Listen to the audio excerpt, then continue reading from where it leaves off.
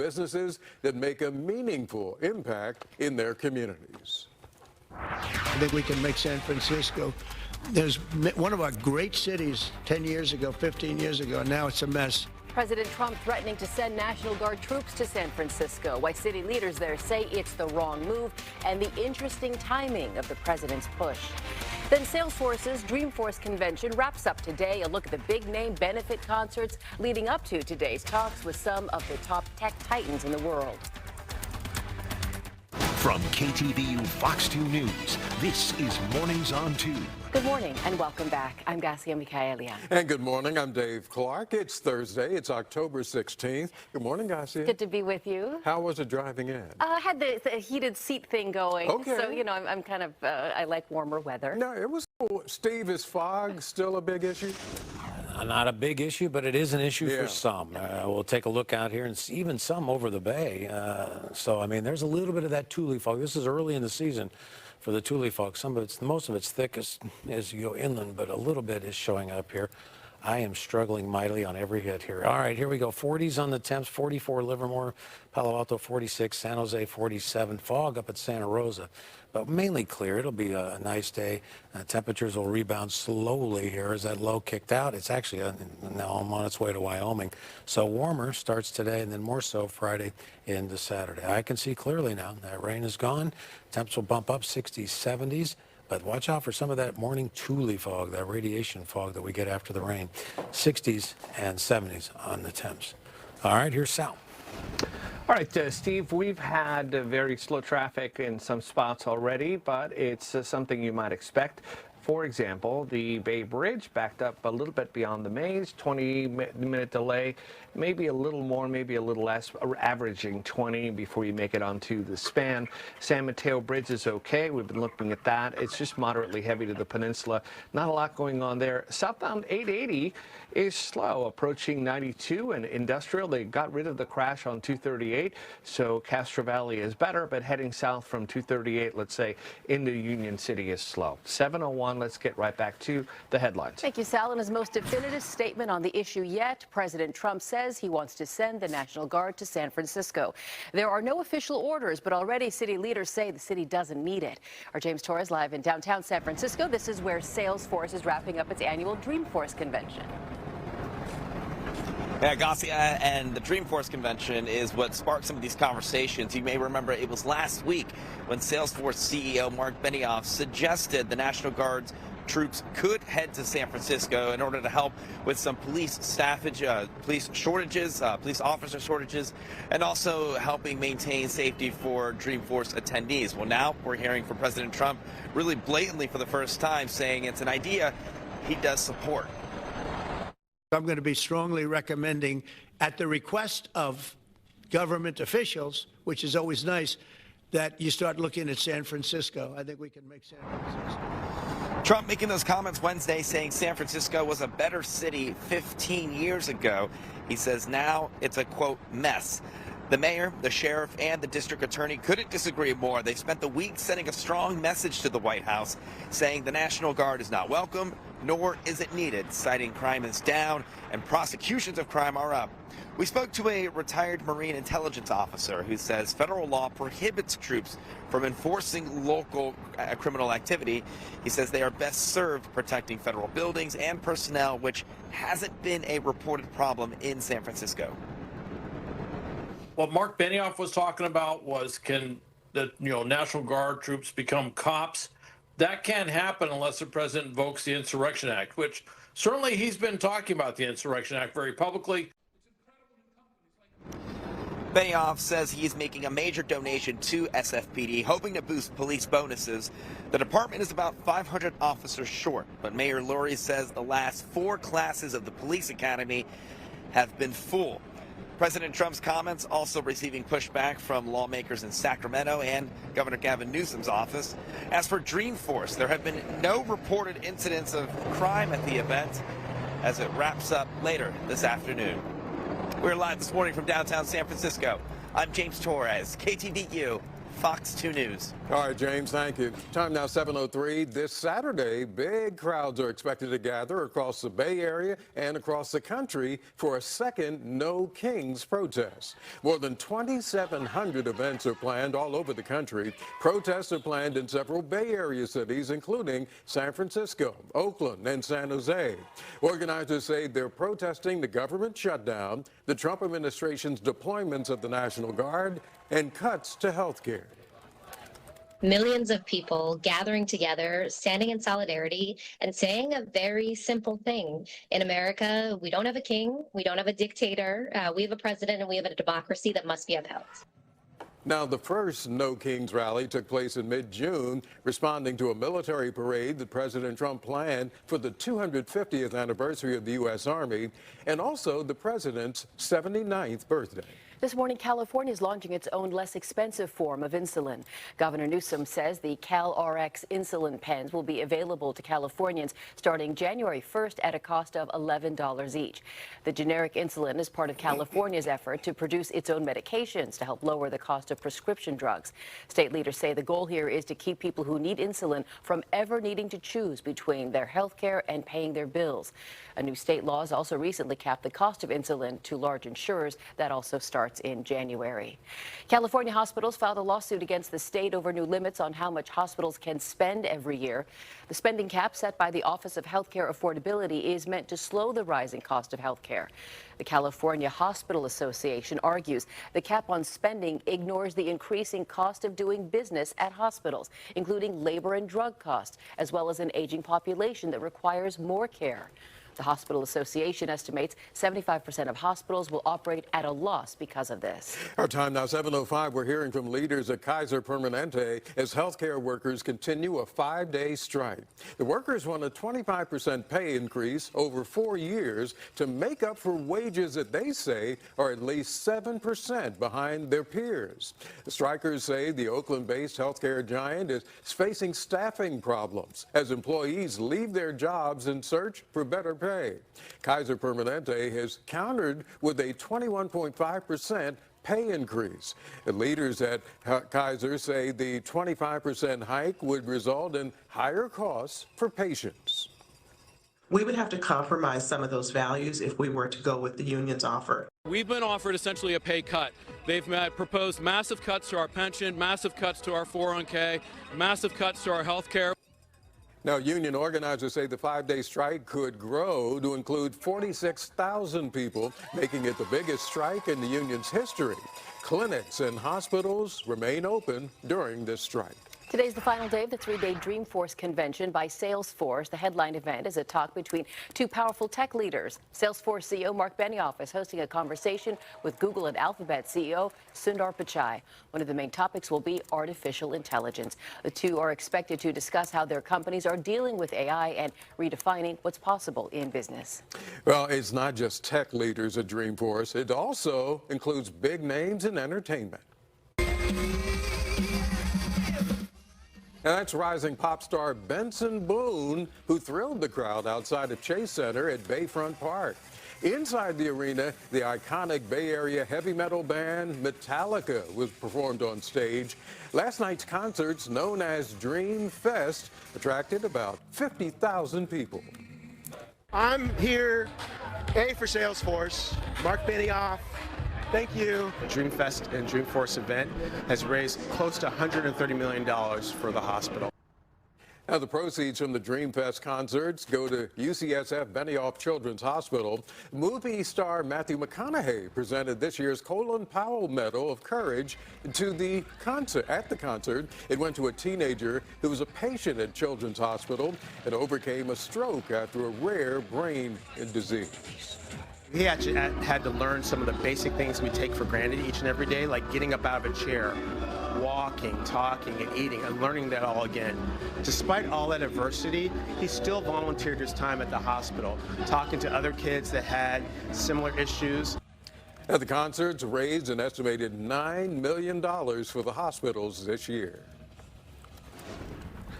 Time is 7:08, and the busiest traffic, I think, has been in Hayward, although, you know, this is not the worst I've seen. I tend to be an optimist for these things.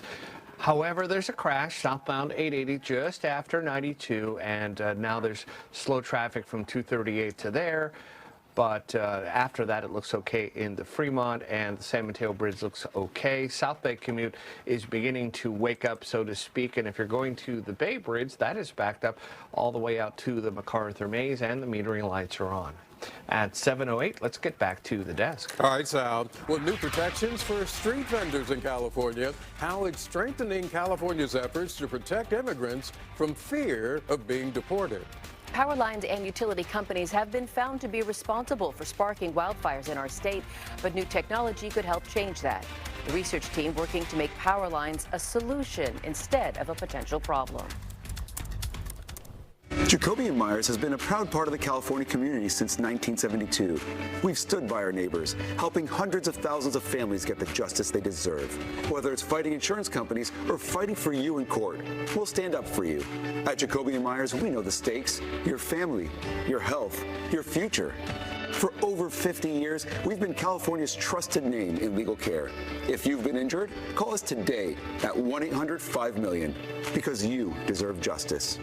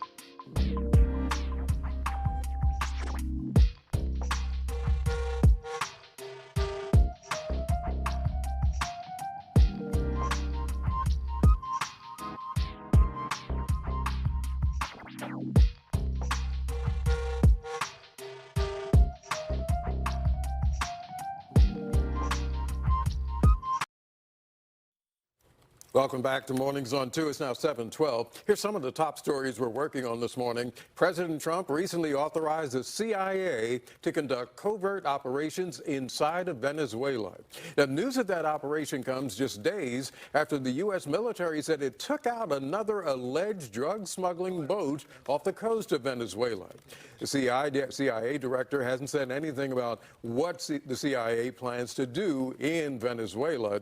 The Venezuelan government accuses the Trump administration of trying to organize a regime change. And the Coast Guard and the National Guard are calling it one of the most significant airlifts in the history of Alaska.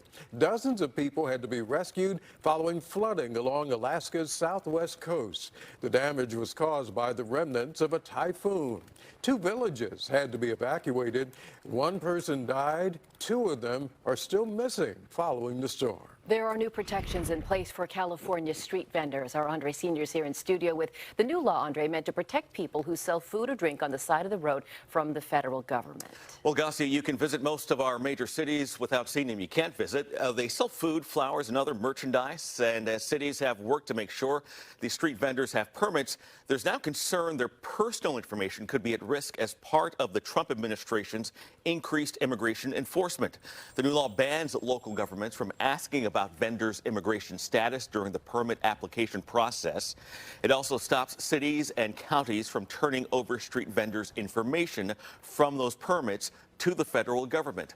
The legislation is designed to ensure that vendors, many of whom are immigrants, can apply for permits and licenses without fear of their sensitive data being used against them.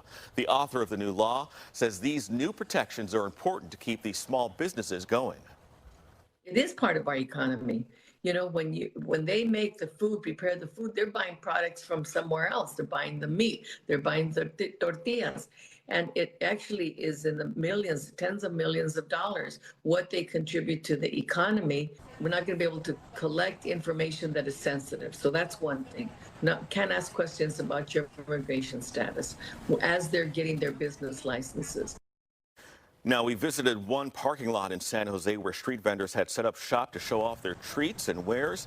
Both vendors and people say they're grateful the state is stepping in to offer protection. He's más seguro.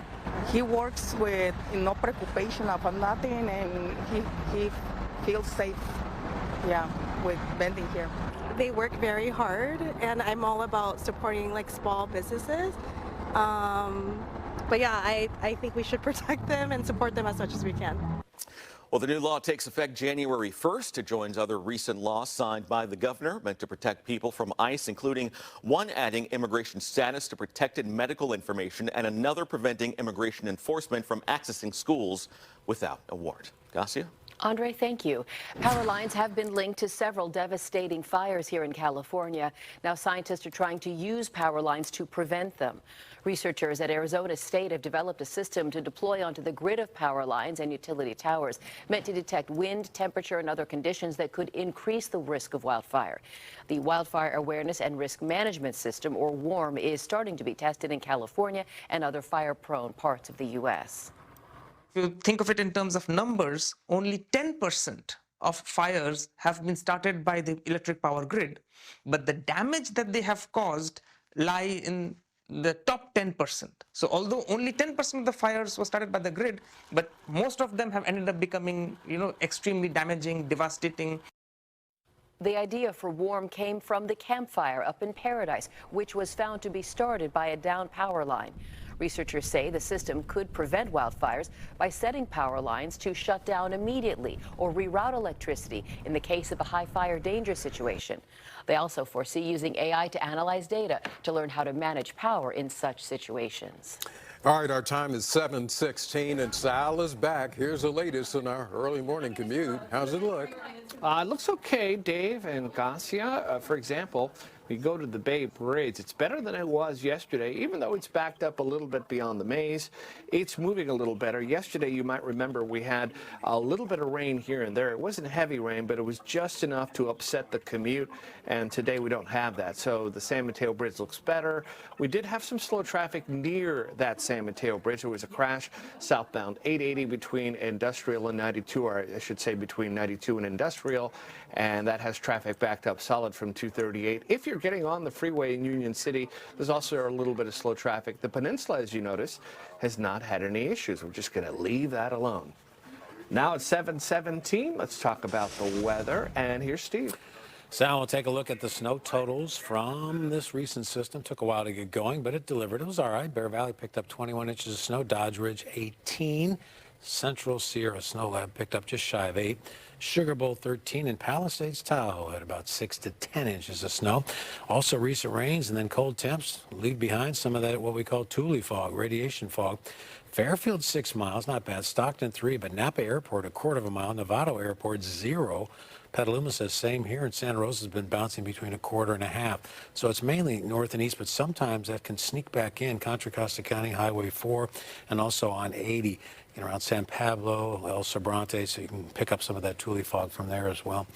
60s yesterday, today for San Rafael, Livermore, Redwood City, San Jose, it's low 70s. We'll keep this theme going all the way into Saturday before we bounce it up or take a little dip there on the temps. That would be on Sunday, but could be a few near 80 on Saturday. Of course, they don't last long now, but still, it does look warmer over Friday and Saturday if you have plans. Our big powerhouse low is Salt Lake City, and then heading into Wyoming, we get more tranquil weather here. 40s, 50s on the temps. A lot of 40s this morning. Take your pick. I mean, they're 43 Boulder Creek, 44 Hollister's in there, 46 Santa Clara, San Martin. A little bit of fog in the Santa Clara Valley, more so north and east, but there's a little there. 26 now, South Lake Tahoe to 34 in Truckee and Reno, also at 30. Altura's at 24 cold degrees. Our pattern is much quieter. We will see cold mornings, but sunny and warmer days for the next couple, at least into Saturday. Nothing's really brewing until the 26th. There's already chatter from maybe a big system around 26th, 27th. So I think that's the next one. But until then, I can see clearly now after that rain. Patchy fog in the morning. Mostly sunny. Does look a little warmer here. 60s, 70s. Warmer temps will take us into Saturday. Maybe a little ease up on Sunday, but still looks okay. Steve, thank you. Votes are expected on Capitol Hill today, but none that would fully reopen the federal government. Where the stalemate stands, and the one California lawmaker now calling the situation a national emergency.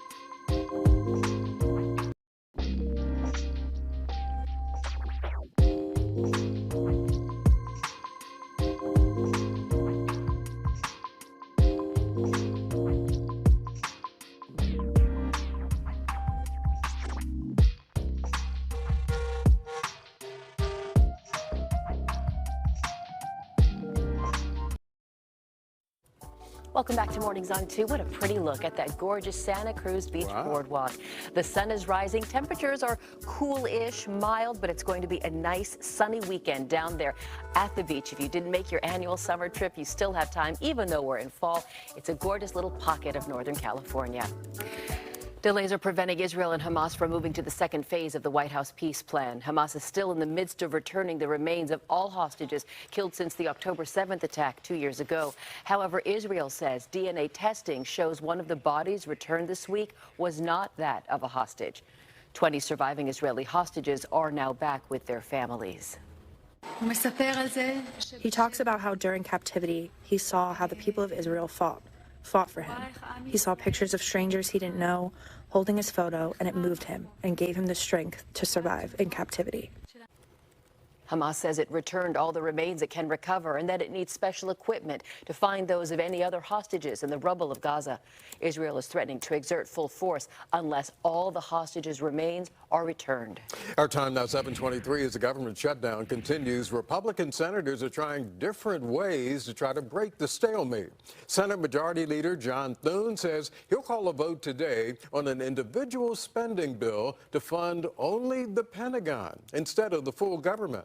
Members of the U.S. military and the Coast Guard are about to miss their first paychecks. But active duty troops saw no disruption after the president reallocated some of the funding. And there's pushback to the Trump administration's efforts to enforce mass layoffs during government shutdown. A federal judge temporarily blocked the Trump administration from slashing the federal workforce during the shutdown. It's cuts across many different departments that they're targeting. One of them is the Department of Disability and Special Education. How can you cut that? They're going to be terminated on a permanent basis, and it's thousands of people, and it's billions of dollars. We're getting rid of a lot of things that we never wanted. Now, the Trump administration is expected to challenge that court ruling. The director of the White House Office of Management and Budget said the Trump administration expects to lay off more than 10,000 federal workers during the shutdown. One East Bay congressman calls the continuing shutdown a national emergency for many working families. Congressman Eric Swalwell called on House Speaker Mike Johnson to reopen the federal government. At an event in Castro Valley, he detailed how Bay Area workers are suffering. One furloughed worker with the Treasury Department in San Francisco said there has been almost no communication from the government during the furlough and said U.S. taxpayers are the ones paying the price. Today is October 15th. It's the day that the extensions for personal income taxes were due. There's no one in our walk-in offices to answer questions.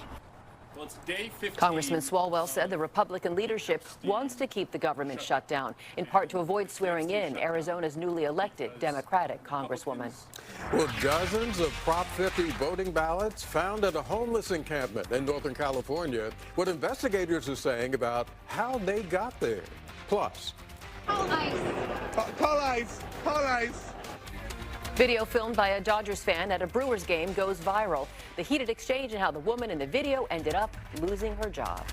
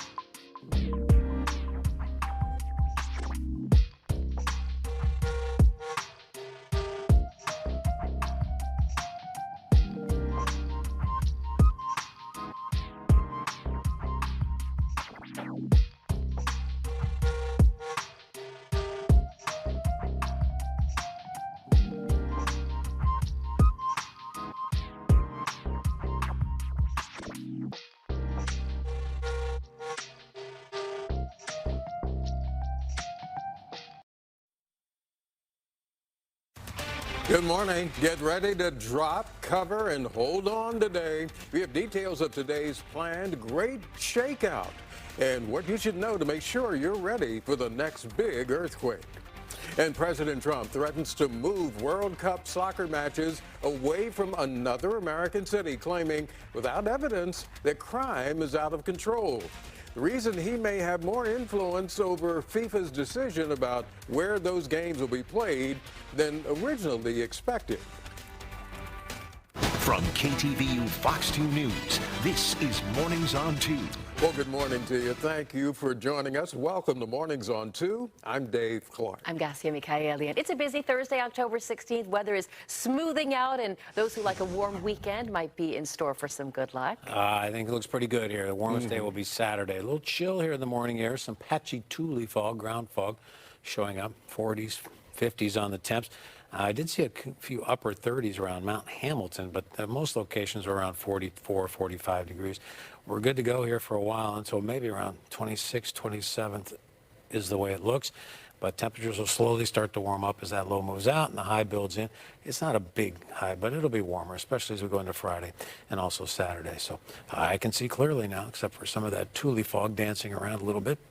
The 70s on some of these temps return, and they'll continue to bump up next few days, but today we start to get a little bit closer to average, still slightly below for most.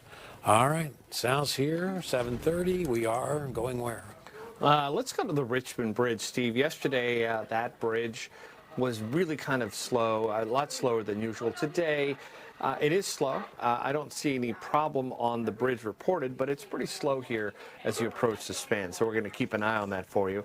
Also at the Bay Bridge Toll Plaza, we are backed up to the maze and the metering lights are on. That's not unusual. San Mateo Bridge is moderate.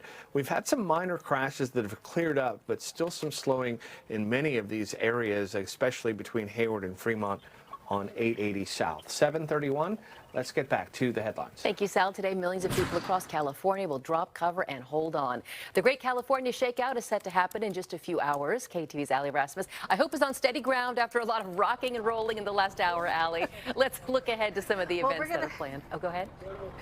We're going to show it all over again. Good. This is the Shakeout truck that's here at Frank Ogawa Plaza in downtown Oakland. And so I'm going to invite Chip Photographer to come on inside because it's meant to simulate and look like a regular living room, complete with stuff that could fall off the shelves. And so I want to introduce Dina Gunning. She is the co-chair of the Bay Area Earthquake Alliance. And this truck is something that you all sponsor for educational purposes. Right. So every year we have the Great Shakeout, which is the opportunity for people to practice drop, cover, and hold on, or lock, cover, and hold on if you're in a wheelchair or device. It's just so important. An earthquake can throw you down to the ground, so you don't want to get injured. You want to protect yourself as best you can. So let's show them what we need to do in the event of an earthquake. Here we go. Up. Drop, cover, all right. Drop, cover, hold on.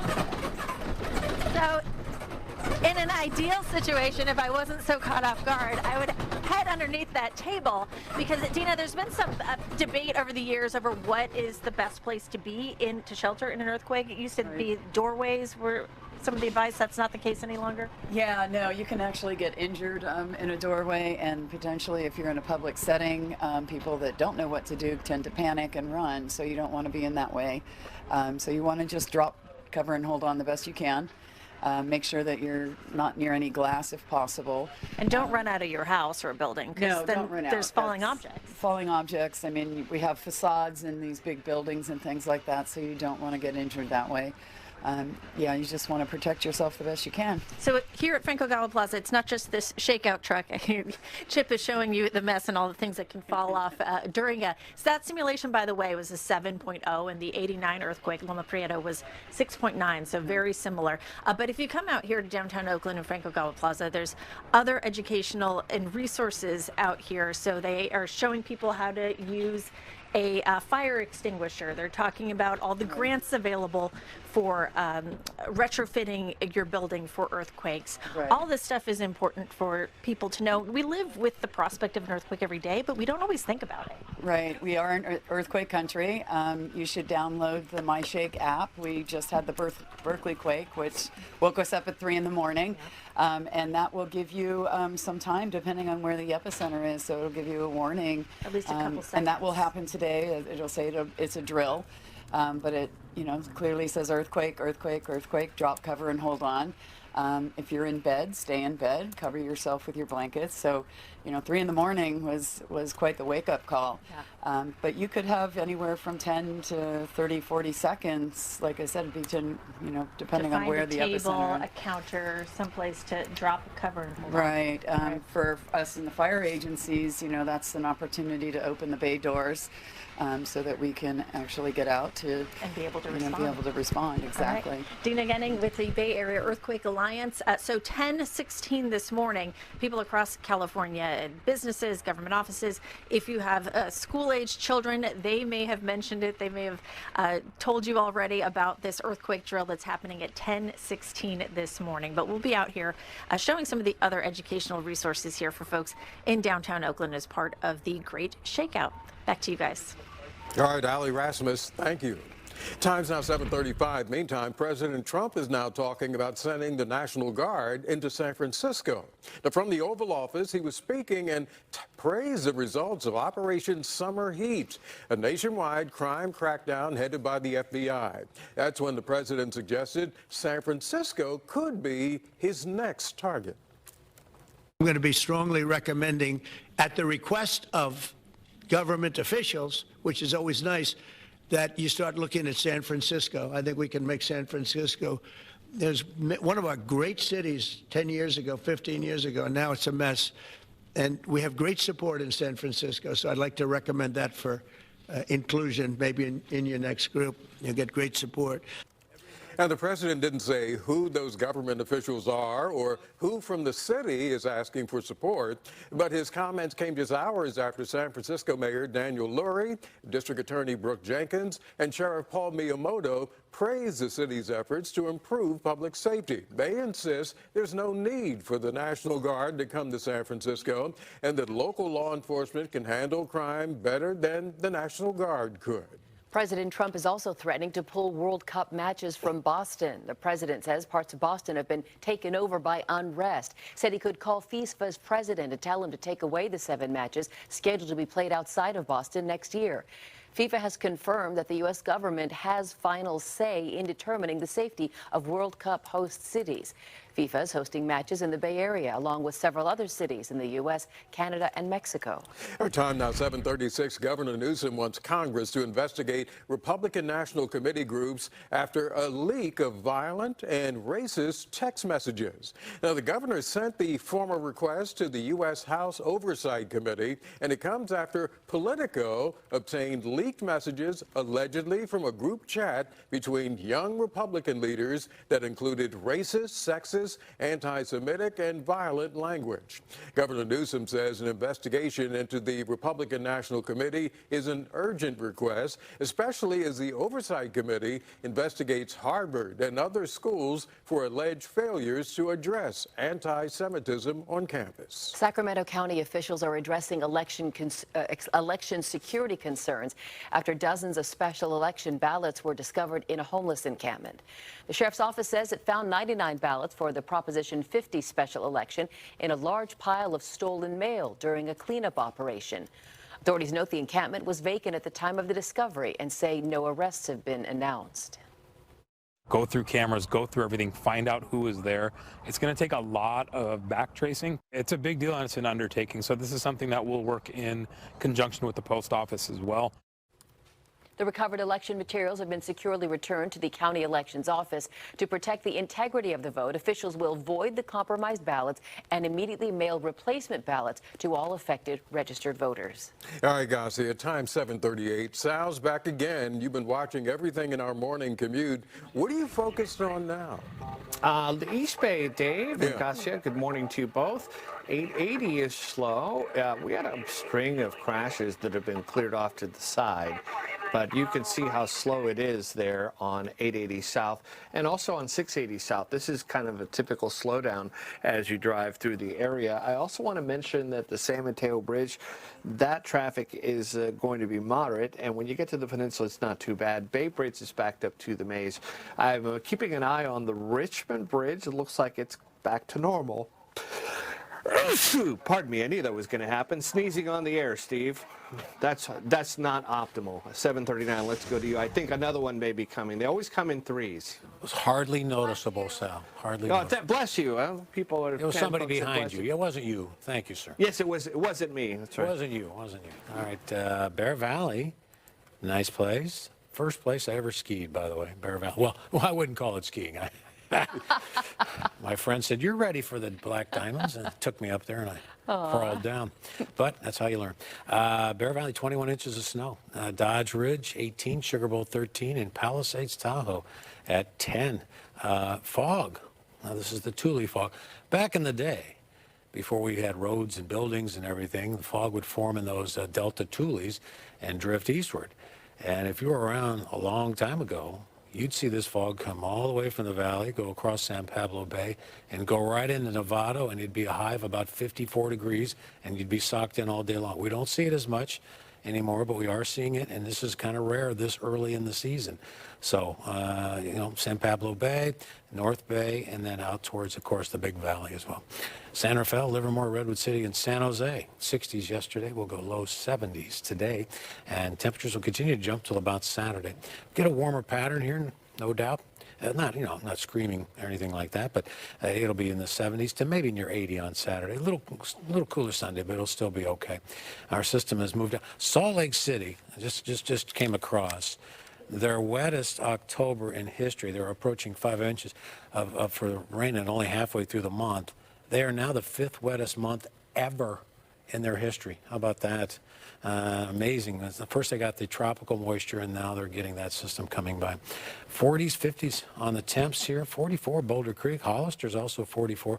A lot of 45, 46s, 47s. Aptos 47. Santa Cruz at 48. 20s, 30s up in the mountains with that fresh snow, and high pressure will nose in. The Climate Prediction Center, the big boys, have already sent out a tweet talking about maybe a big system, Pacific Northwest, Northern California, around the 26th, 27th.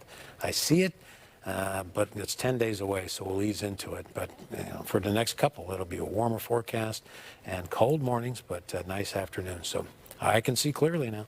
That rain is gone, at least for now, probably for about 10 days. Temperatures starting to bump up, 60s, 70s. They'll continue to rise until Saturday, when I think they'll peak out upper 70s to a few near 80.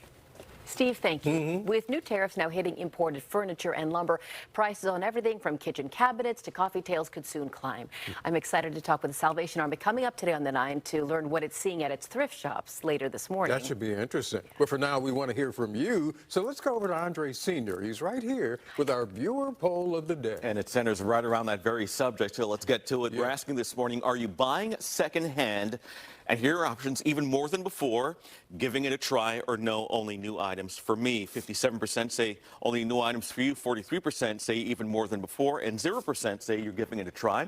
Go to KTVU.com/vote. Let's just know what you think about our question of the day. Interesting, because of course, if it's secondhand furniture, it's already here, so there's no import cost. No import tax. Plus, it's less expensive than what you'd buy at like the regular store anyway. And if you find the right store. You can keep going back and scoring more bargains. Andre Sr. is on my wavelength. I love it. Well, look, as we go to break, take one more look at our poll. You can scan the QR code in the top right-hand corner of your screen. It'll take you to our poll.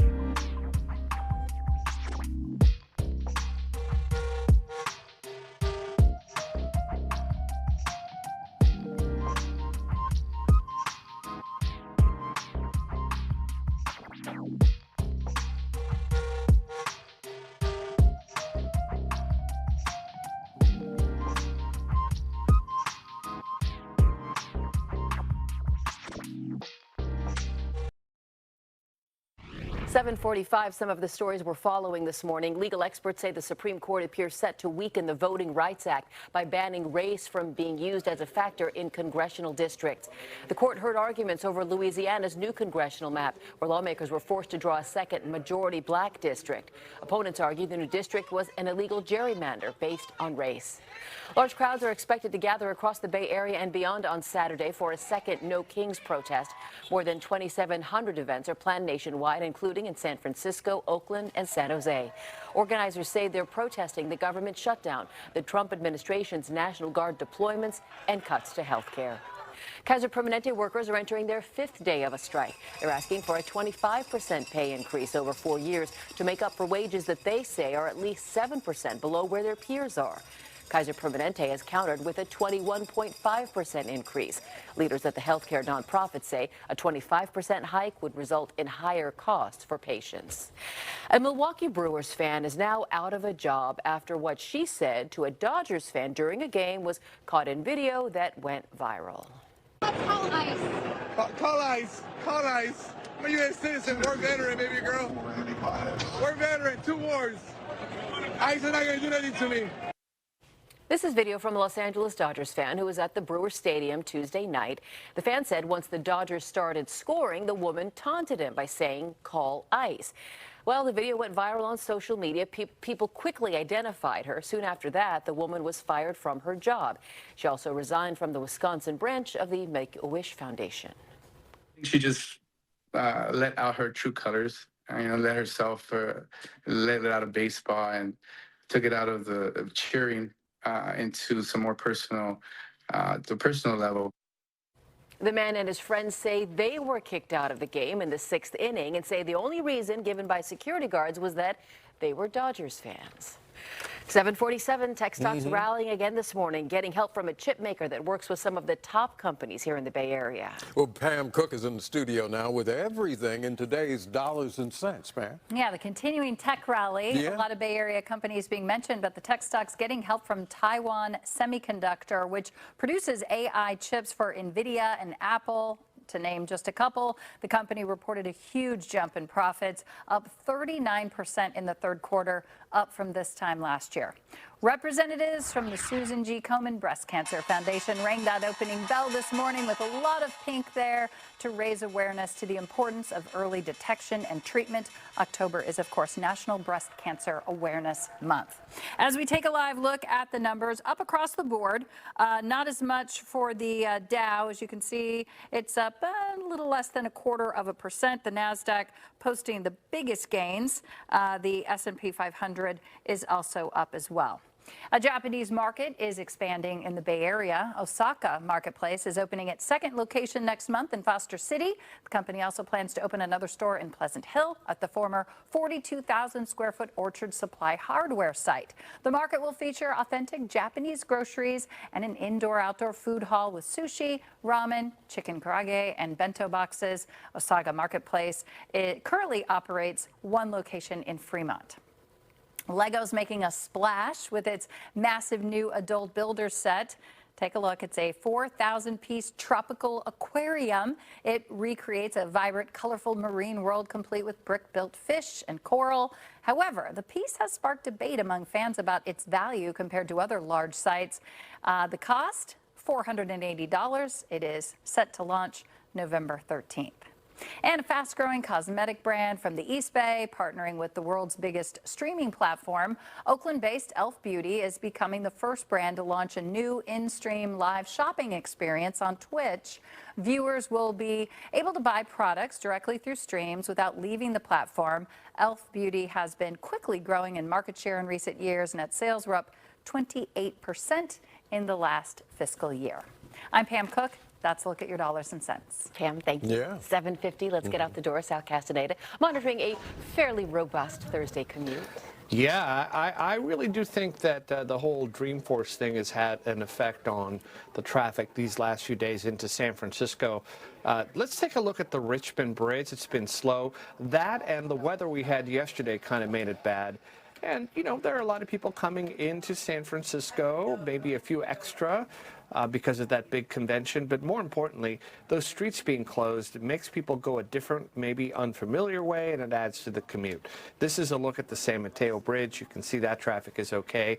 And the old Silicon Valley commute is moderate. So perhaps a lot of the people who would normally be in the Santa Clara Valley this week were in San Francisco. 7:50. Mr. Steve Paulson is here. Mr. Sal Castaneda, thank you. A little bite to the morning air here after our system. A lot of 40s showing up. I saw a couple of 30s near Mount Hamilton, but higher elevations, but mainly 40s. Some of that patchy tule fog has also popped up. 40s on a lot of the temps, mid 40s. And if you're thinking it's cooler, it is cooler. Fairfield is running 10 degrees cooler than 24 hours ago. 7 for Palo Alto, for Livermore. Napa Airport's -8, so there is no doubt about it. Definite chill on the air. 30 in Reno, 32 in Truckee, and 26 in South Lake Tahoe. High pressure's built in. It'll be around for about 3 or 4 days, if not longer than that. The next hint of any rain for us is not until around the 26th, 27th. Could be big, but it's 10 days away, so we'll tackle it later, but a warmer forecast is on track here. I can see clearly now, but boy, it's a little chill in the morning air and some of that patchy fog. Most of it's been north and east. There's not a lot, but there's a little bit. 60s, 70s, still is a little bit below average on the highs, but they're about ready to warm up. They'll get there Friday, Saturday, then ease up a little Sunday, but it's a dry pattern for now, Dave. All right, Steve, thank you. Time now, 7:52. The latest on the continuing impasse in Congress. New at 8 o'clock, we'll hear from the Speaker of the House, Mike Johnson, as Republican senators are trying to find new ways to break a stalemate. Plus, UC San Francisco workers say patient care is being jeopardized. The reason they say layoffs are tied to the Trump administration.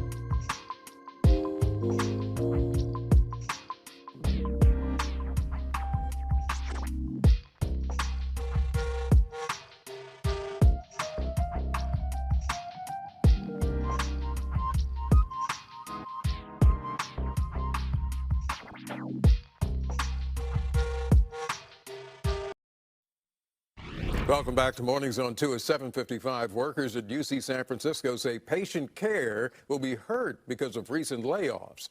Yesterday, there was a rally outside of the UCSF campus raising awareness about those cuts. UCSF says the layoffs are due to funding cuts and that all UC locations have been affected. A union representative says the current UCSF budget is now 53% lower compared to last year. Last week, with very little notice, we walked onto the job and they laid off me and 19 of my coworkers. Therapies and cures that we're working on are going to take so much longer, if at all, getting to the public.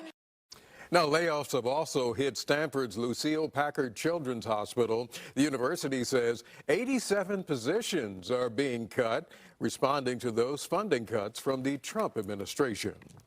Well, California hospitals filed a lawsuit against the state over new limits on how much hospitals can spend every year. The spending cap, set by the Office of Healthcare Affordability, is meant to slow down the rising cost of health care.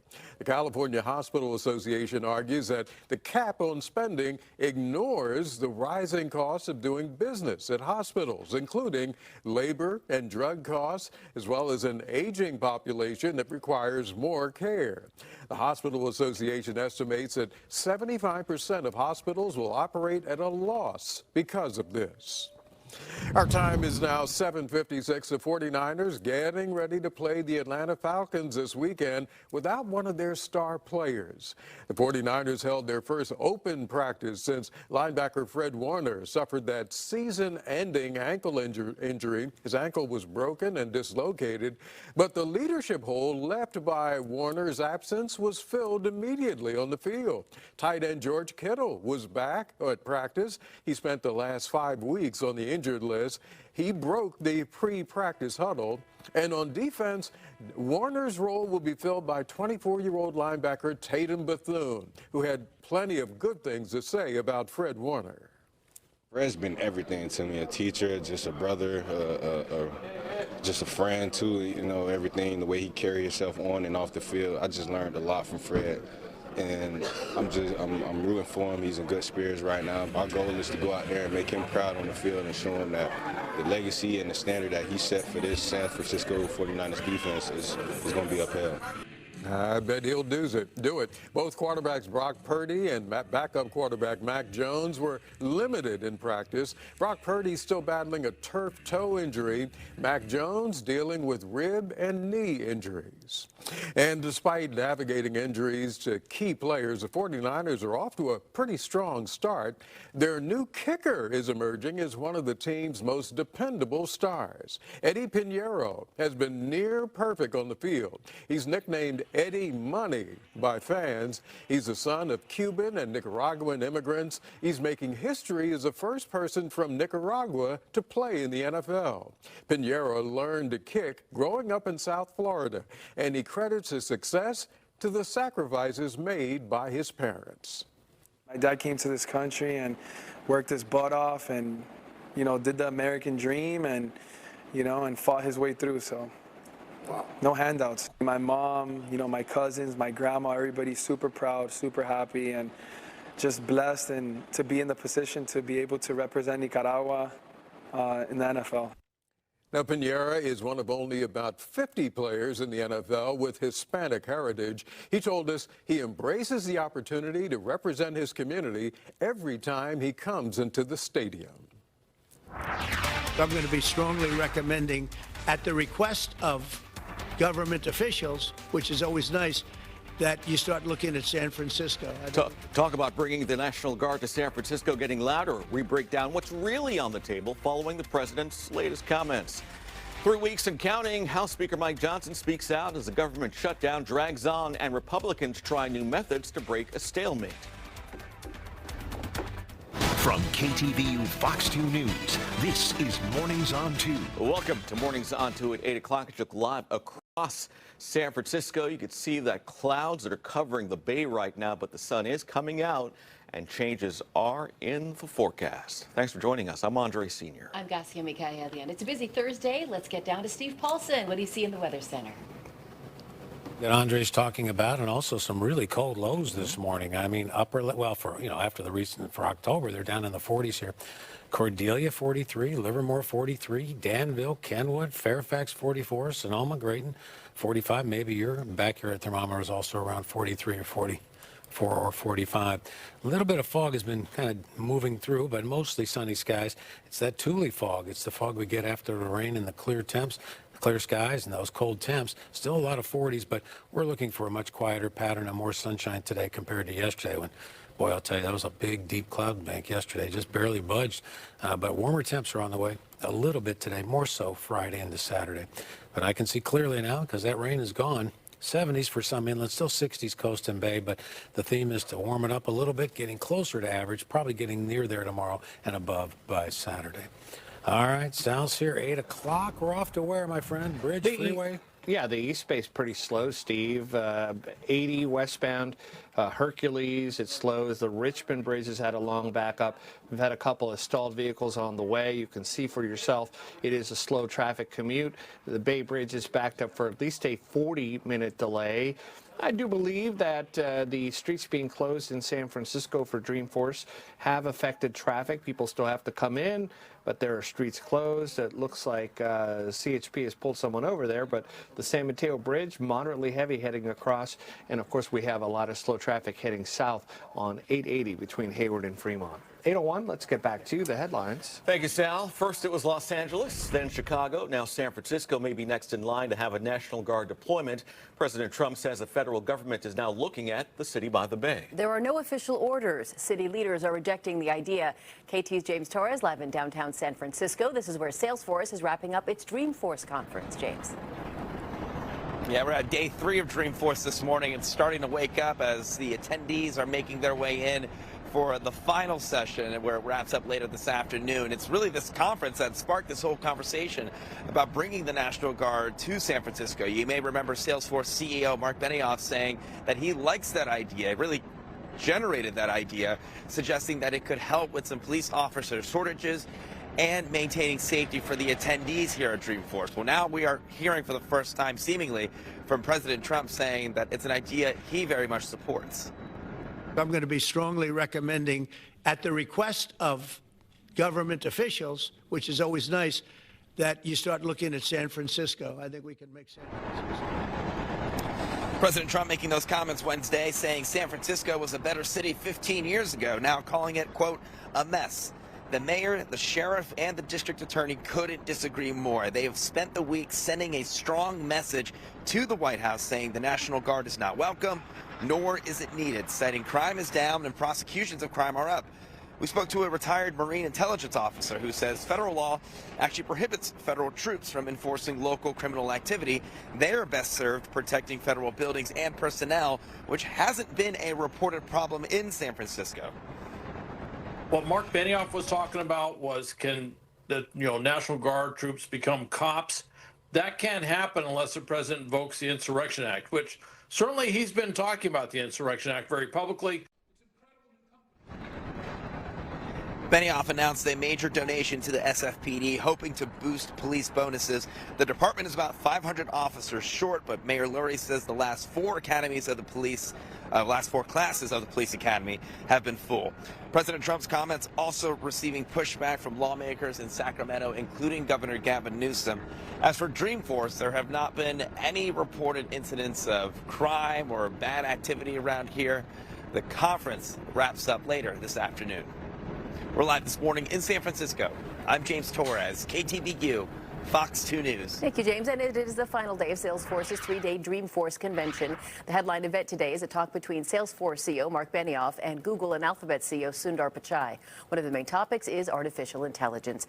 The two are expected to discuss how their companies are dealing with AI and redefining what's possible in business. Well, it's not just tech leaders at Dreamforce. There are also big names in entertainment, too. Well, rising pop star Benson Boone thrilled the crowd outside of Chase Center at Bayfront Park. Inside the arena, the iconic Bay Area heavy metal band Metallica took the stage. Last night's concerts, known as Dream Fest, attracted an estimated 50,000 people. I'm here, A, for Salesforce, Mark Benioff, Thank you. Dreamfest and Dreamforce event has raised close to $130 million for the hospital. Proceeds from the Dreamfest concerts go to UCSF Benioff Children's Hospitals. Movie star Matthew McConaughey presented this year's Colin Powell Medal of Courage Award at the concert. It went to a teenager who was a patient at Children's Hospital and overcame a stroke after a rare brain condition. He actually had to learn some of the basic things we take for granted each and every day, like getting up out of a chair, walking, talking, and eating, and learning that all again. Despite all that adversity, he still volunteered his time at the hospital, talking to other kids that had similar issues. Well, the concerts raised about $9 million for the hospitals this year. The government shutdown has entered its 16th day after Congress failed to pass a spending bill. Republican lawmakers say they're looking into using new strategies to find a compromise. House Speaker Mike Johnson and other GOP leaders held a news conference this morning to address the ongoing shutdown and called out Democrats for the government shutdown standoff. If you're keeping count, 9 times now, 9 times the Senate Democrats have voted to keep the government closed. All the House Democrats except one voted September 19th to shut it down. So this is 10 total times now that Democrats in Congress have voted to close the government. And we know what that means for real people. We know what it means for our troops and our Border Patrol agents and TSA agents and air traffic controllers and everybody who relies upon services around the country. It's very real. Senate Majority Leader John Thune says he'll bring an individual spending bill to fund only the Pentagon to the floor today instead of the full government proposal. While U.S. military and Coast Guard members were initially set to miss paychecks, active duty troops received theirs without interruption after the president reallocated certain funds. An East Bay lawmaker says a continuing government shutdown is a national emergency for many working families. Congressman Eric Swalwell called on House Speaker Mike Johnson to reopen the federal government, and at an event in Castro Valley, Swalwell said Bay Area workers are suffering from the shutdown. We heard from a furloughed worker with the Treasury Department in San Francisco who said there's been almost no communication from the government during the furlough and that U.S. taxpayers are paying the price. Today is October 15th. It's the day that the extensions for personal income taxes were due. There's no one in our walk-in offices to answer questions. Well, Congressman Swalwell said that the Republican leadership also wants to keep the government shut down to avoid swearing in Arizona's newly elected Democratic Congresswoman. This Saturday, large crowds are expected to gather across the Bay Area and beyond for a second No Kings protest. More than 2,700 events are planned nationwide, including in San Francisco, Oakland, and San Jose. Organizers say they're protesting the government shutdown, the Trump administration's National Guard deployments, and cuts to health care. Millions of people gathering together, standing in solidarity, and saying a very simple thing. In America, we don't have a king, we don't have a dictator, we have a president, and we have a democracy that must be upheld. The first No Kings rally was in mid-June in response to a military parade President Trump planned for the 250th anniversary of the U.S. Army, which coincided with his 79th birthday. All right, 8:08 your time. There are delays preventing Israel and Hamas from moving to the second phase of the White House peace plan. Hamas is still in the midst of returning all of the bodies of hostages killed since the October 7th attack 2 years ago. However, Israel says DNA testing shows one of the bodies returned this week was not one of the hostages. 20 surviving Israeli hostages are now back with their families. He talks about how during captivity, he saw how the people of Israel fought for him.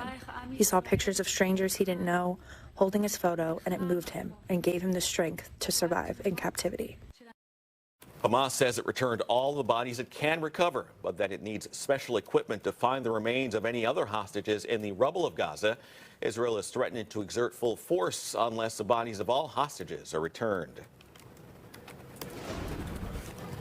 It is 8:09, and we still have a lot of slow traffic. It's better than yesterday when we had some rain mixed in, but it's pretty slow everywhere. 680, 880, now also 280. I noticed in San Francisco has a little bit of some action there, backed up from just outside of or just inside from Daly City.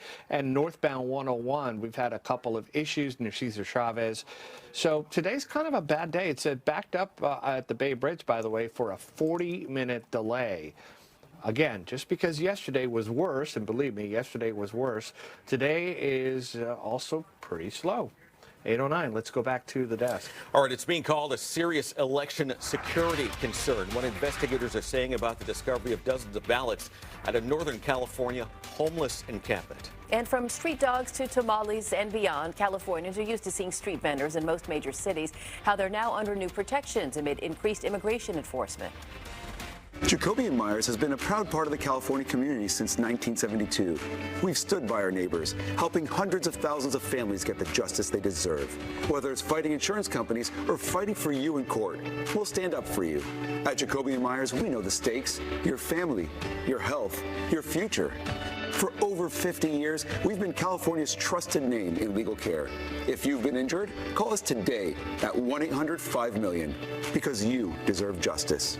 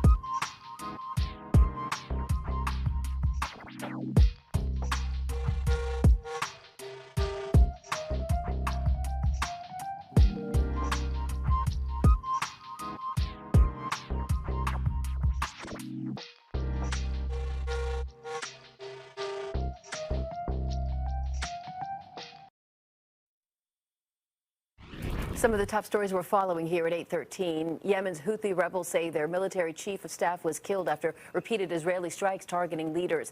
The Houthis did not specifically blame Israel for the killing of its leaders. This morning, though, Israel took credit for that killing. Tensions are growing between the U.S. and Venezuela after President Trump said he authorized the CIA to carry out covert operations inside that country. The U.S. military is also reportedly making plans for a possible escalation in Venezuela. The president is defending his decision to strike alleged drug boats in the region. The Venezuelan government accuses the Trump administration of trying to organize a regime change. Dozens of reporters are turning in their press badges and leaving the Pentagon to protest the new government-imposed restrictions. Defense Secretary Pete Hegseth is demanding that journalists sign a pledge to not report on information regarding classified or unclassified materials unless Hegseth authorized its release. So far, only one of the 56 Pentagon Press Association members has signed the pledge. That person from the politically conservative One America News Network. Time now is 8:14. There are new protections in place for California street vendors. It's a result of a new law that will take effect at the beginning of the new year. KTVU's Tori Gaines has details. This San Jose parking lot brings in a lot of business. Just a little bit of everything, even different cultures, different countries. I mean, there's some stuff that I start tasting that I didn't hear before, like Colombian treats, so it's nice to have that, diversity. Street vendors, permitted and otherwise, set up shop and show off their tasty treats and wares. I don't even know where they are, but I think they're cannolis. Or we call them viñuelos. Where I come from, we call them viñuelos. But it's close enough, and it's good. This parking lot is a microcosm of California's largest street vendor economy, which brings millions into the Golden State each year.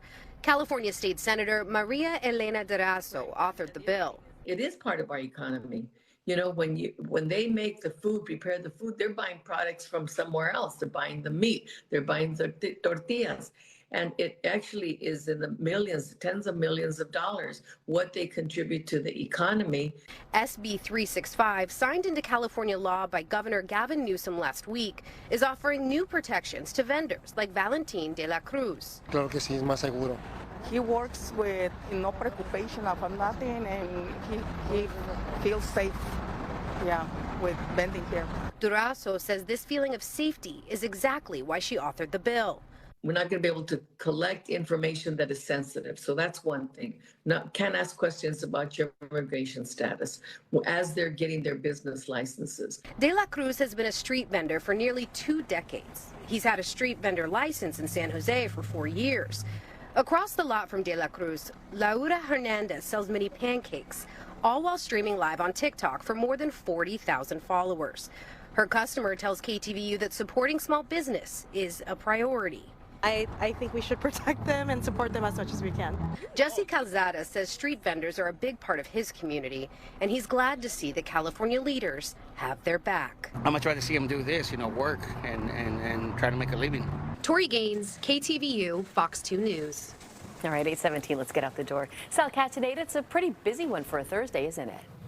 Yeah, Garcia and Andre, I think it has something to do with Dreamforce. A lot of people coming into San Francisco. It's been kind of a busy week in the city, other events too, and a lot of people have been coming in, and also the weather yesterday played a factor. Today it's just, I don't know, maybe people are just going. Just a lot of people going. 40-minute plus delay at the Bay Bridge. San Mateo Bridge is moderate.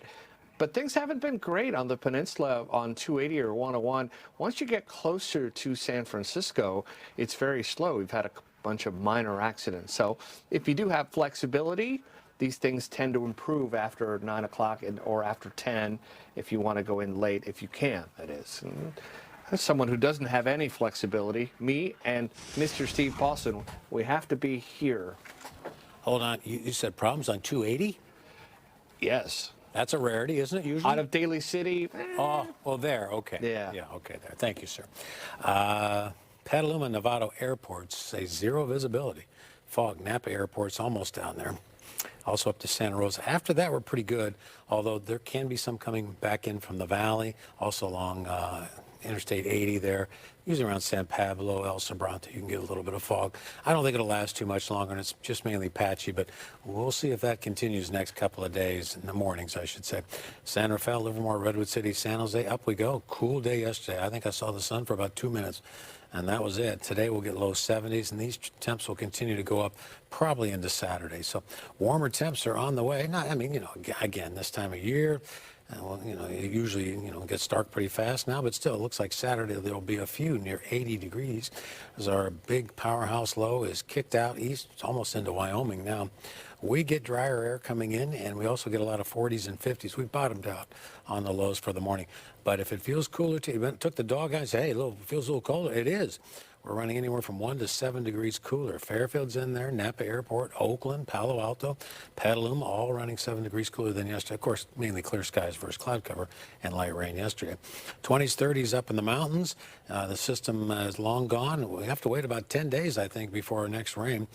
Already the Climate Prediction Center is talking about a big system around 26th, 27th. We'll see, mainly to the north of us, but it's our next opportunity for rain. Next couple of days, though, it's all about warmer temps. I can see clearly now after that rain has moved out.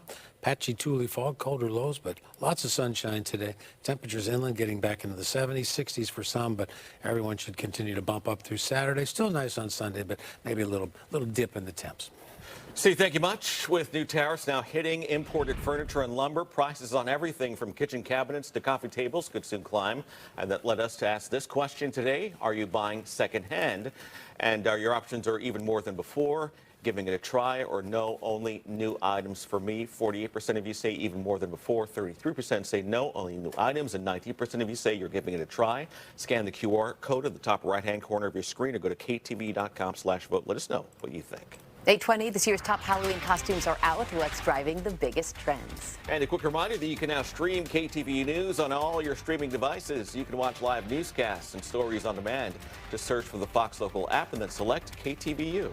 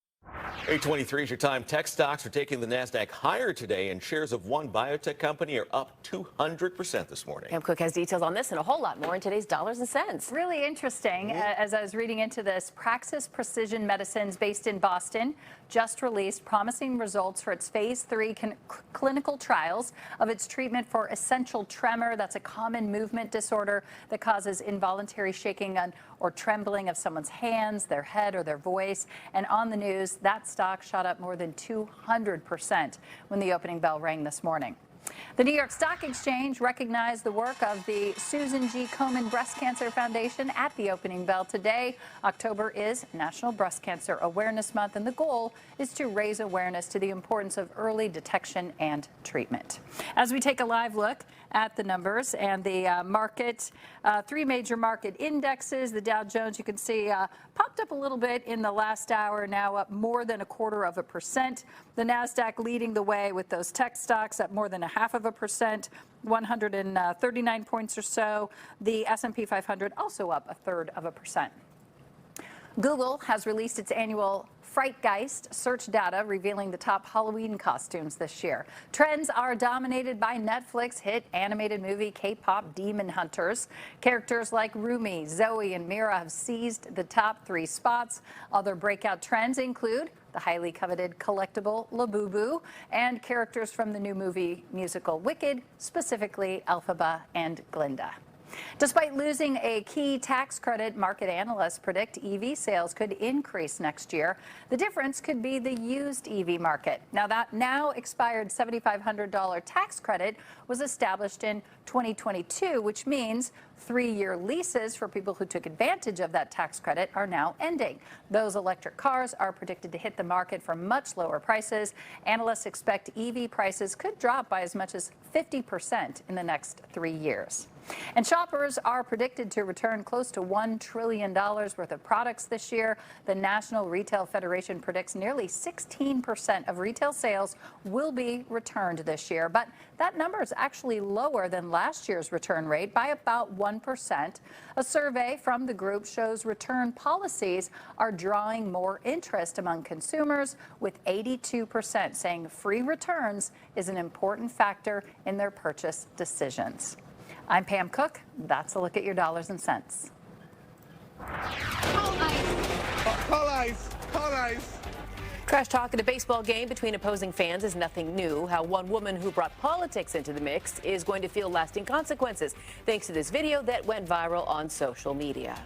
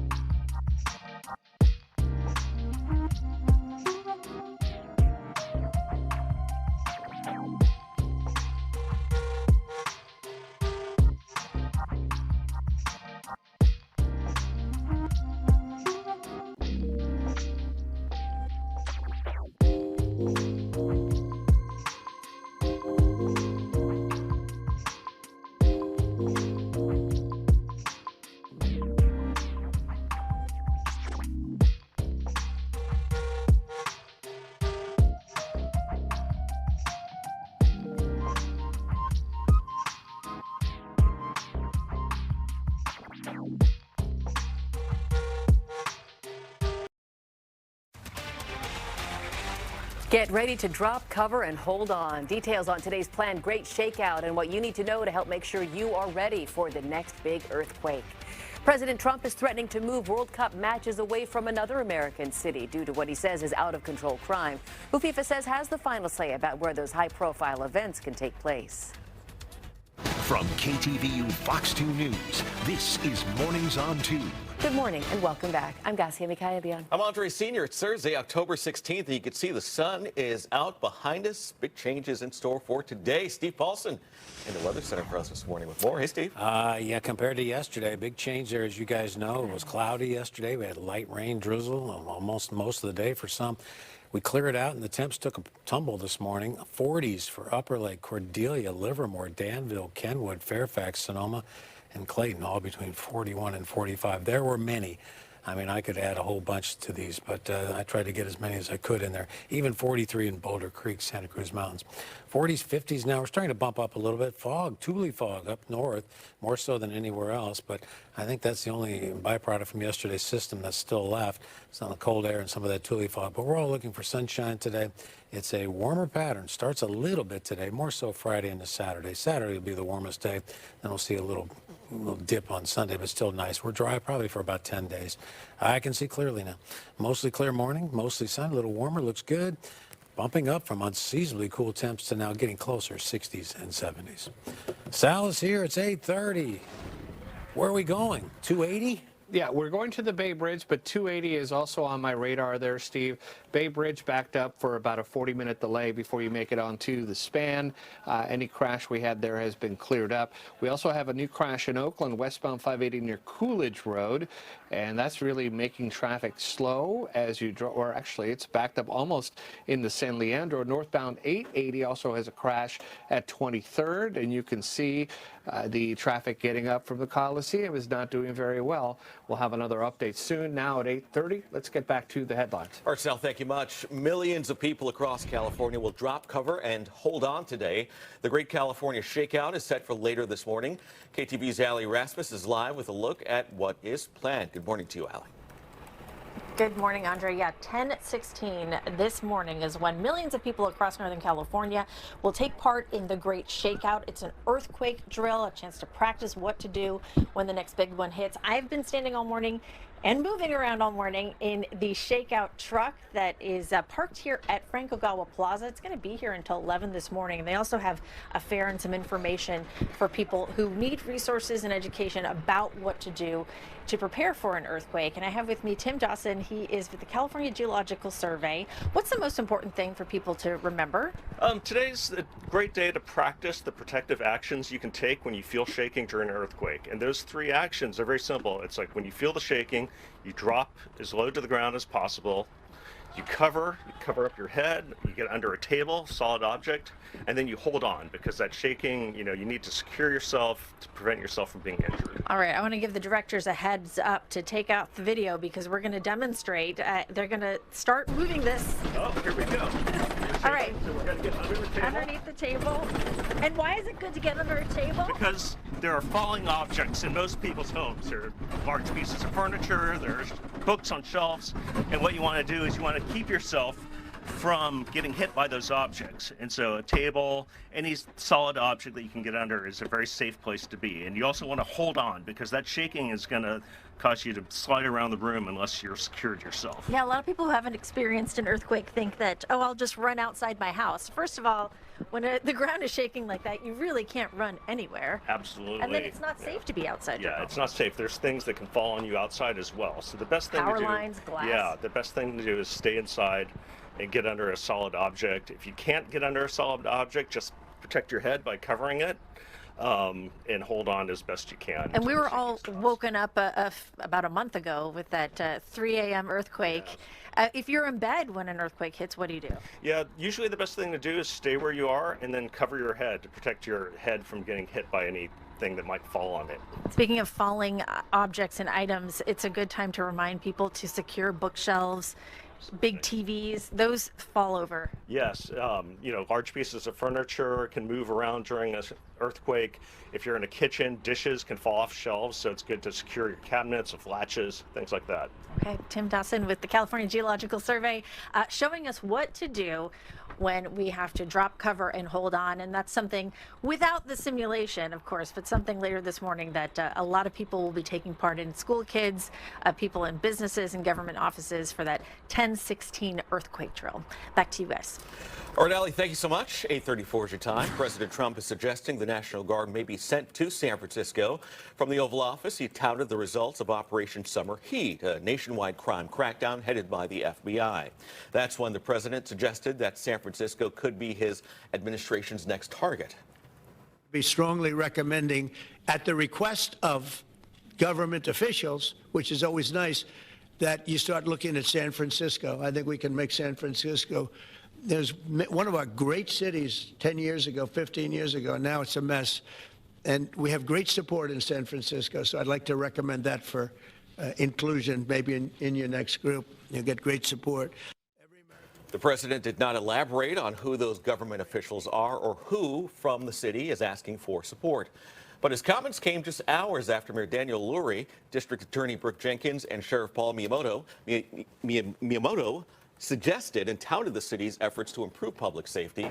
They insist there's no need for the National Guard to come to the city and local law enforcement can handle crime better than the Guard. President Trump is also threatening to pull World Cup matches from Boston. The president says parts of Boston have been taken over by unrest and said he could call FIFA's president and tell him to take away the 7 matches scheduled to be played outside of Boston next year. FIFA confirms the U.S. government has final say in determining the safety of World Cup host cities. FIFA's hosting matches in the Bay Area along with several other cities in the U.S., Canada, and Mexico. Sacramento County officials are addressing a serious election security concern after dozens of special election ballots were discovered in a homeless encampment. The sheriff's office found 99 ballots for the Proposition 50 special election mixed with a large pile of stolen mail during a cleanup operation. Authorities note the encampment was vacant at the time of the discovery and no arrests have been announced. Go through cameras, go through everything, find out who was there. It's going to take a lot of back tracing. It's a big deal and it's an undertaking. So this is something that will work in conjunction with the post office as well. The recovered election materials have been securely returned to the county elections office. To protect the integrity of the vote, officials will void the compromised ballots and are immediately mailing replacement ballots to all affected registered voters. The small North Bay town of Tiburon is said to be the 3rd town or city in California to approve a ban on all tobacco sales. Last night, the Tiburon Town Council unanimously voted in favor of the ban. It bans cigarettes, e-cigarettes, and nicotine pouches. The idea for the ban came from 3 students at Redwood High School. If you walk into the bathrooms, you're immediately hit with the smell of vape smoke, and it's not pleasant, and it's also just like not healthy. Youth in Marin County vape at twice the average in the state of California. This is a serious issue. A final vote on the ordinance is set for next month, with the ban beginning in December. Beverly Hills and Manhattan Beach have similar bans. Well, as seniors make changes to their Medicare plan during this open enrollment period, some Americans could see major changes. Several Medicare insurers are expected to drop some of their plans in 2026, remove some benefits, and raise some out-of-pocket expenses. A report from a consulting firm says the number of medications offered in Medicare plans for 2026 is down to about 360, which is half of what it was just 2 years ago. Retirement planners say people should pay careful attention to their plans this year to make sure they understand what is and what will not be covered. A new Consumer Reports investigation found many protein powders and shakes have high levels of lead. They tested 23 protein powders and ready-to-drink shakes from popular brands, and about 70% exceeded the level of concern for lead, which is 0.5 micrograms per day. The Consumer Watchdog says you should not take the supplements every day, but having them a few times a week is considered okay. For more details on the powders and drinks that were tested, you can go to the Consumer Reports website. You have likely heard that laughter is the best medicine, and in these politically divisive times, researchers say there's more than a grain of truth to that saying. Experts say humor can help you decompress when life feels overwhelming. Researchers note that taking regular breaks to laugh can improve your emotional well-being, allowing your body to take in more oxygen and regulate stress responses. One professor also says comedy can help build connections with others. Humor is like a socially shared affective experience. So when you're laughing at a joke or a comedian, you're usually laughing with someone else. And so it allows you to sort of build solidarity and companionship. Researchers note that because some comedy can be polarizing, people should reach for wholesome humor that stays away from political or controversial themes. All right, 8:39 is your time. Steve Paulson in the Weather Center with us. We're going to be warming up into the weekend. That is correct. You've been listening, Andre. Yeah, I have been, for sure. And there's snow up there in the mountains. Finally got there. Bear Valley, 21 inches of snow. Dodge Ridge, 18. Sugar Bowl, 13. Palisades, Tahoe, 10. Central Sierra Snow Lab had over 7, I think 7 to 8, somewhere in there. So we'll take it for mid-October. That's good. And a byproduct of rain and then clearing out is tule fog, or the ground fog.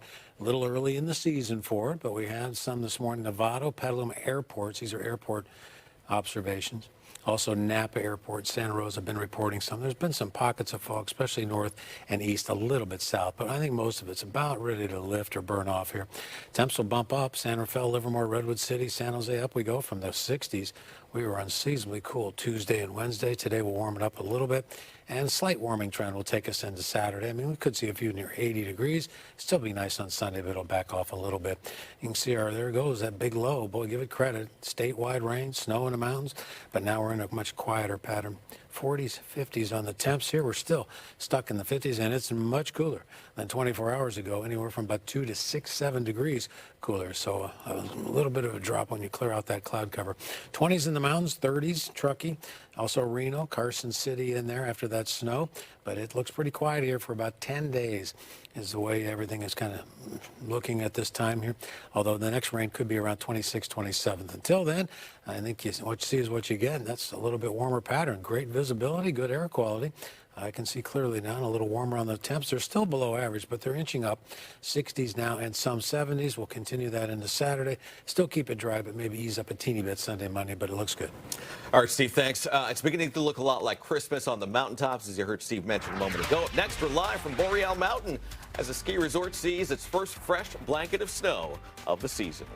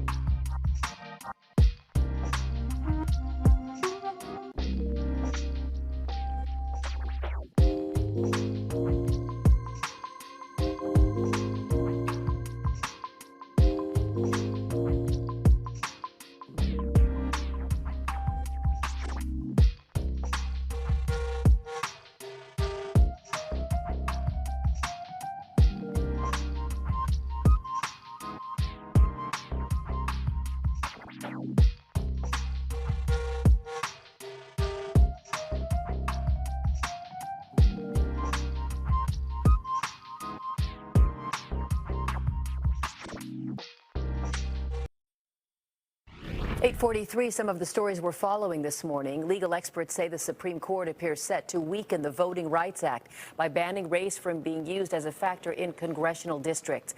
The court heard arguments over Louisiana's new congressional map, where lawmakers were forced to draw a second majority black district. Opponents argue the new district was an illegal gerrymander based on race. Large crowds are expected to gather across the Bay Area and beyond on Saturday for a second No Kings protest. More than 2,700 events are planned nationwide, including in San Francisco, Oakland, and San Jose. Organizers say they're protesting the government shutdown, the Trump administration's National Guard deployment, and cuts to health care. Kaiser Permanente workers are entering their third day of a 5-day strike. They're asking for a 25% pay increase over 4 years to make up for wages that they say are 7% below where their peers are. Kaiser Permanente has countered with a 21.5% increase. Leaders at Kaiser say the 25% hike would result in higher costs for patients. Our time now is 8:45. A beautiful blanket of white has descended on the Sierra Nevada. The first major snowfall of the season finally hitting the Tahoe area, creating a flurry of excitement among skiers and snowboarders. Several major resorts are now solidifying their opening dates, officially kicking off the countdown to winter. Mount Rose Ski Tahoe, which boasts the highest base elevation, aims to be first. It's targeting an opening of November 8th.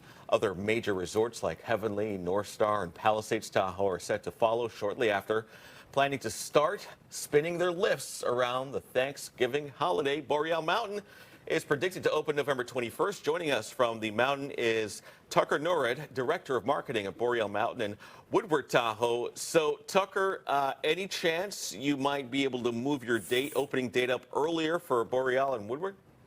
Yeah, we'll always give it a shot. We shoot to be one of the first ones open here in Tahoe.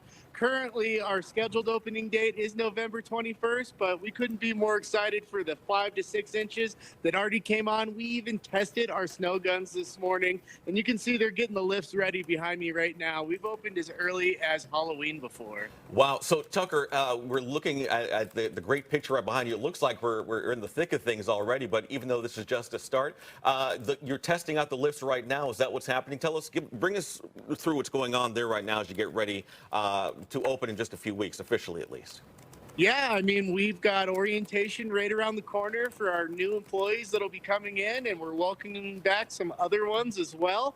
And there's just a lot of steps that we take to make sure that everything is safe and ready on the hill.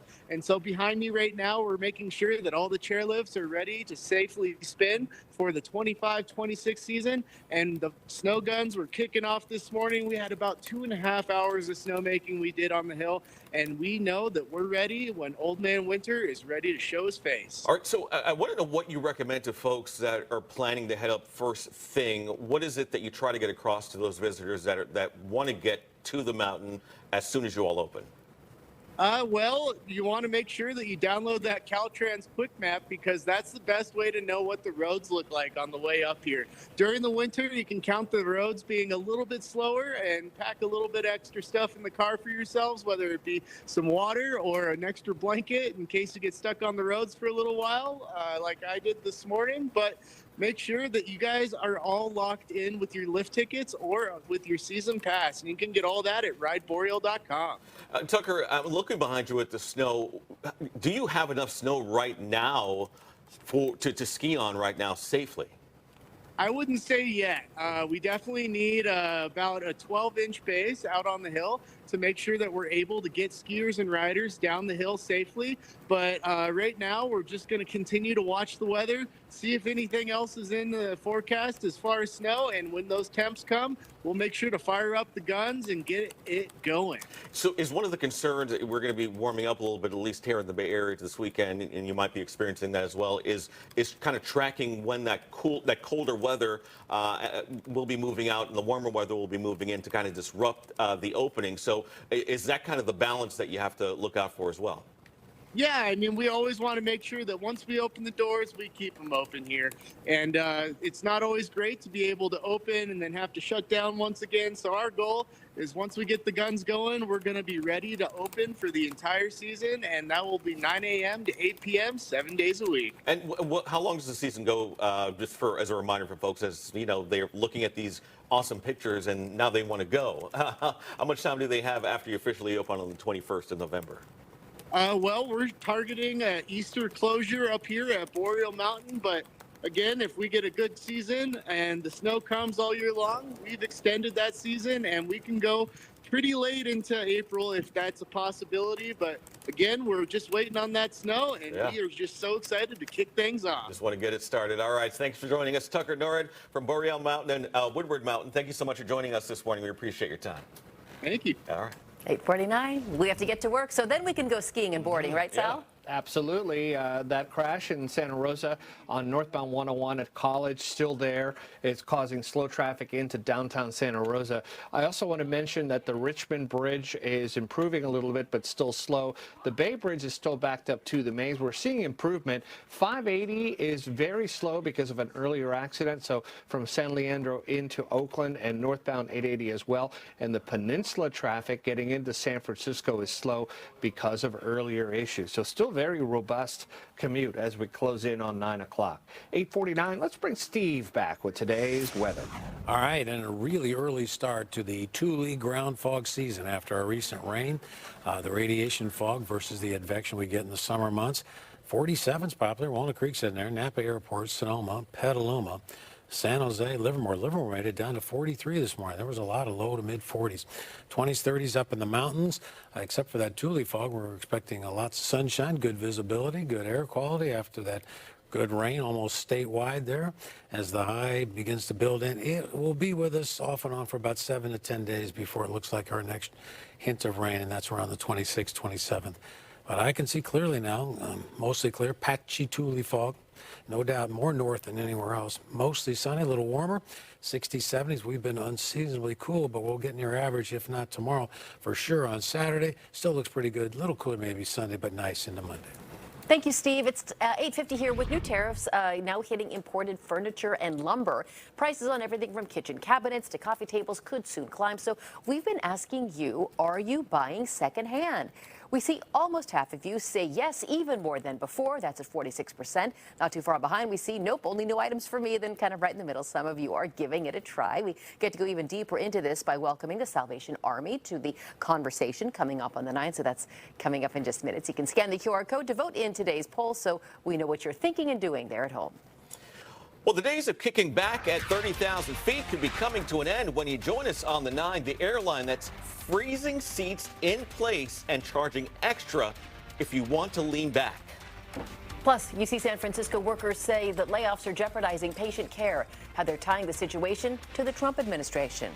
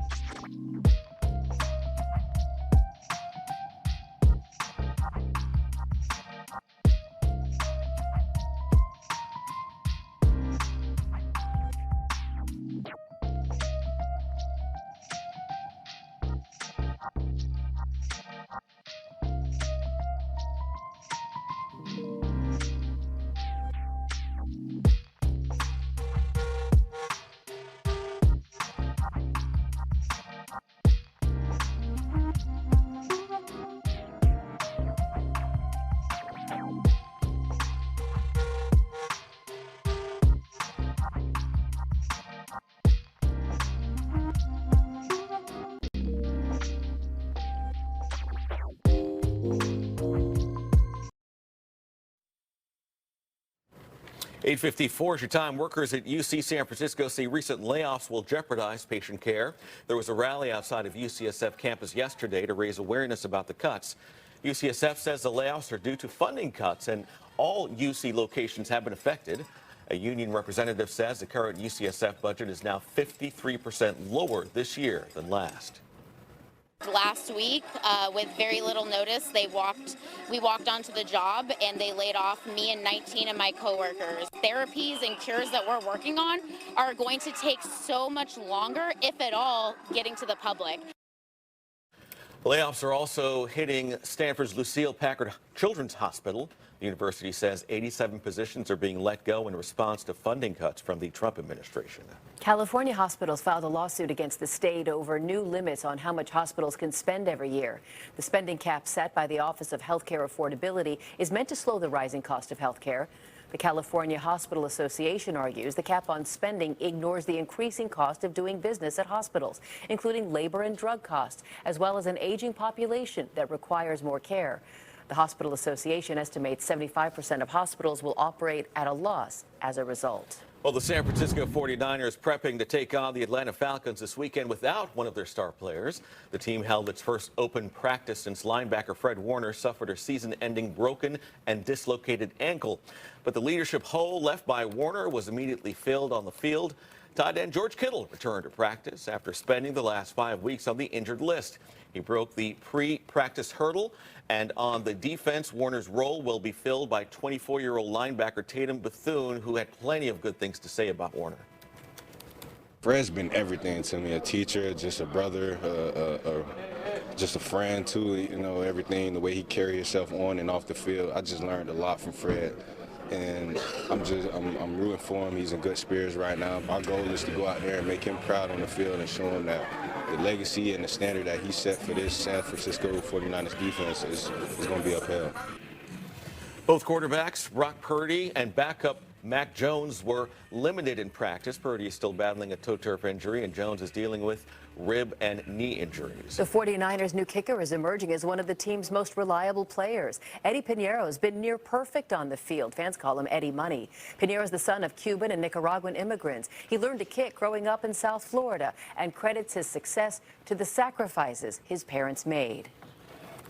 My dad came to this country and worked his butt off and, you know, did the American dream and, you know, and fought his way through. So no handouts. My mom, you know, my cousins, my grandma, everybody's super proud, super happy, and just blessed and to be in the position to be able to represent Nicaragua in the NFL.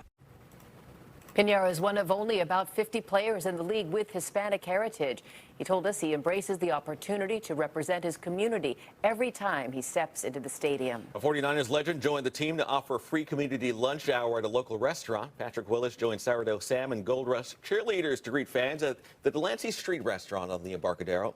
Customers lined up for a free lunch of burgers, fries, and Pepsi sodas. This event supports Delancey Street Foundation, which houses at-risk community members and provides them with hands-on job training and food service through employment right here at the restaurant. Delancey Street is more than just a restaurant. It's a place that gives back to those who may be needing a second chance or just a positive turn in life. This lunch also kicked off a new community initiative called Bay Area Bites with a special lunch hour on the Embarcadero. It celebrates and supports local businesses that make a meaningful impact in communities. A new study shows there's more concern than excitement about the growing use of artificial intelligence in the United States. Pew Research surveyed more than 8,000 Americans. 50% said they're more concerned about AI use than excited. 10% said they were more excited about AI than concerned. The study also found that people under 35 had more excitement than those ages 50 and up. Well, long-running Bay Area Festival starts today at a new location, the Walnut Festival, celebrating its 89th year. The event is normally held at Heather Farm Park in Walnut Creek, but since that site is undergoing renovations, the Walnut Festival is being moved to the Contra Costa County Fairgrounds in Antioch. Organizers considered 11 different locations in cities such as Concord, Martinez, and Pleasant Hill before deciding on the fairgrounds. The event will still feature carnival rides, live entertainment, and of course, delicious foods. It runs through Sunday. All right, let's head outside, take a quick look at this gorgeous Thursday morning. Things are drying out and warming up as we speak. And boy, what's in store for the weekend? Good news if you like warmer weather. We'll check in with our Steve Paulson coming up in a minute on the 9. It's all coming up next in 60 seconds.